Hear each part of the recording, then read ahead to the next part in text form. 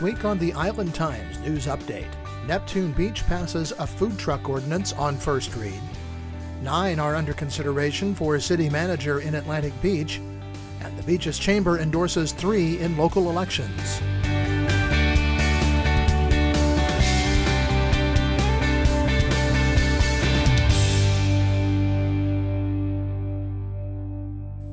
Welcome to the Island Times News Update. I'm Tom Patton. The Neptune Beach City Council this week passed on first read an ordinance to allow food trucks to operate in the city under certain conditions. The ordinance was proposed after there was confusion about allowing a food truck to operate at a once-monthly event at the Beaches branch of the Jacksonville Public Library. The Friends of the Beaches Library had invited a food truck to serve lunch at the monthly noon break event, held the first Thursday of each month in the library's community room.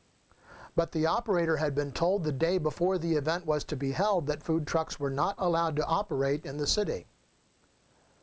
The ordinance considered Monday night would allow the trucks to operate at special events such as the Noon Break series, but members of the commission still have some details to iron out before the final reading and vote on October 6th. Among those issues are how many special events may be held at any individual location each month. Councilman John Jolly said only 1 per month at each location would be appropriate, while Mayor Harriet Pruitt said the city should allow 2. However, Councilwoman Kara Tucker said the city should decide on a case-by-case basis and not put arbitrary restrictions on the number of events. Food trucks would still be prohibited from operating on the beach or in the Central Business District in Neptune Beach. Operators would have to show proof of liability insurance held by the food truck owner for at least $1 million, proof of inspection by the Duval County Health Department within the last 6 months, and a valid Neptune Beach business tax receipt. The property owner would be required to give written permission to the vendor to operate. The mobile food vendors would only be allowed to operate in a residential district as a caterer, with no walk-up sales permitted. The ordinance passed its first read on a unanimous vote. It will be back before the council with minor changes on October 6th for a second public hearing and final vote. The consulting firm hired by the city of Atlantic Beach to assist in the search for a new city manager plans to put forth 9 candidates for the position. The Atlantic Beach City Commission will meet in a special workshop meeting Monday night to review the candidates' qualifications for the job. The consulting firm, Springstead Incorporated of Richmond, Virginia, said in a letter to Mayor Carolyn Woods and the Commission that it had completed its search and evaluation of the candidates and identified 8 external and 1 internal candidate qualified for the job. The internal candidate is Acting City Manager Nelson Van Leer. The firm said the other 8 are all local government professionals and all have considerable experience in local government management. The firm has not ranked the candidates for the commission because each closely meets the established job requirements identified in the city's approved profile.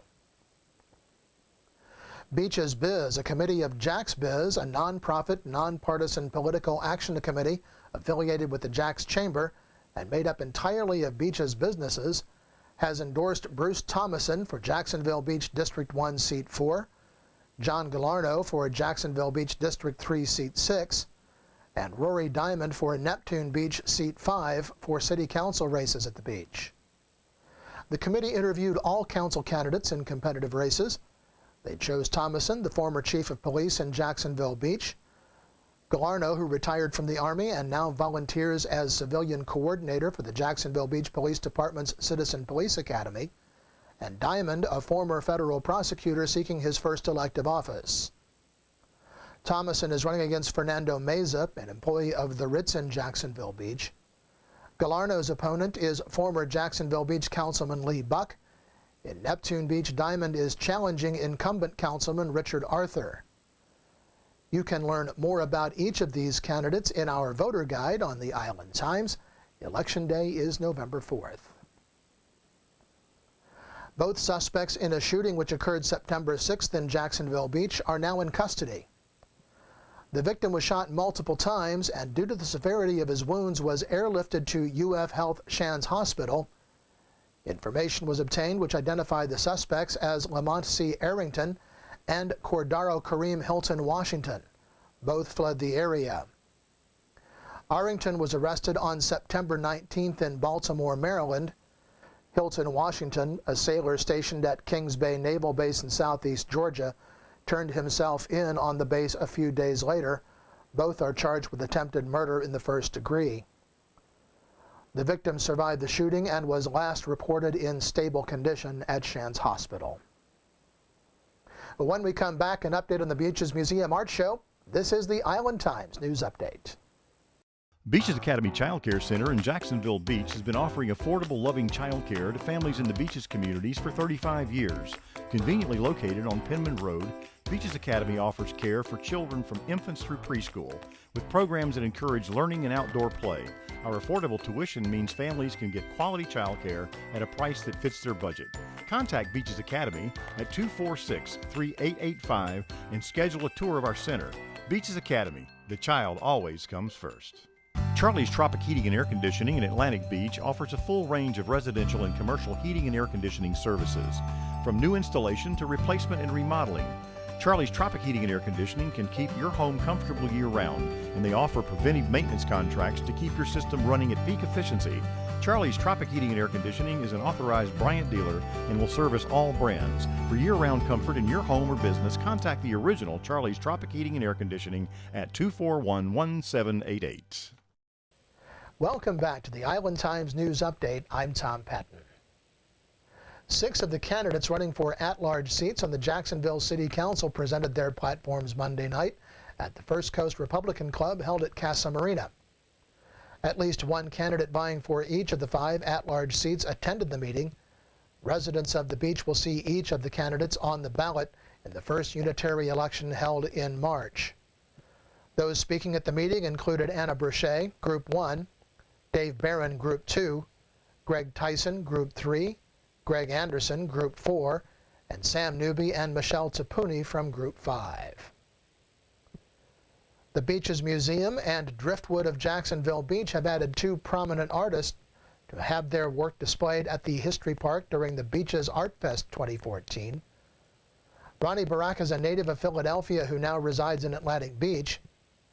Ronnie says she concentrates on both the human and natural landscape.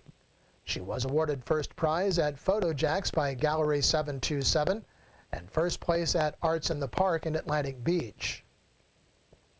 The other artist is Tony Wood, a native of Nashville who currently resides in Jacksonville. Working mostly in oils and drawing media, but occasionally venturing into photography and other means of expression, his work presents a narrative quality in the human face and form. In addition to exhibiting at ArtFest, Tony's work may be seen at his studio in the Cork Arts District of Riverside and at Southlight Gallery in downtown Jacksonville. The Art Fest will be held at the Beaches Museum and History Park on October 4th from 10 a.m. until 5 p.m. The Eastern Surfing Association will hold its championship event on October 5th on the beach at 5th Avenue South. Registration opens at 8 a.m. The Eastern Surfing Association has a membership base of over 7,000 surfers concentrated on the east coast of the United States. Then on Thursday, October 9th, the Florida Surfing Championships will be held at the pier. The event has a 4-day window to allow for poor weather and surf conditions. The National Weather Service says, speaking of poor weather conditions, we can expect a daily chance of showers and thunderstorms through the weekend and into the first part of next week. Look for highs in the low 80s and lows in the mid-70s. Some of the showers and thunderstorms could produce some heavy downpours. The Island Times is always digital, always free at www.theislandtimes.com. Become a subscriber and get updates on news from the Beaches communities delivered right to your email box. And don't forget to like us on Facebook and follow us on Twitter. I'm Tom Patton. Thanks for watching.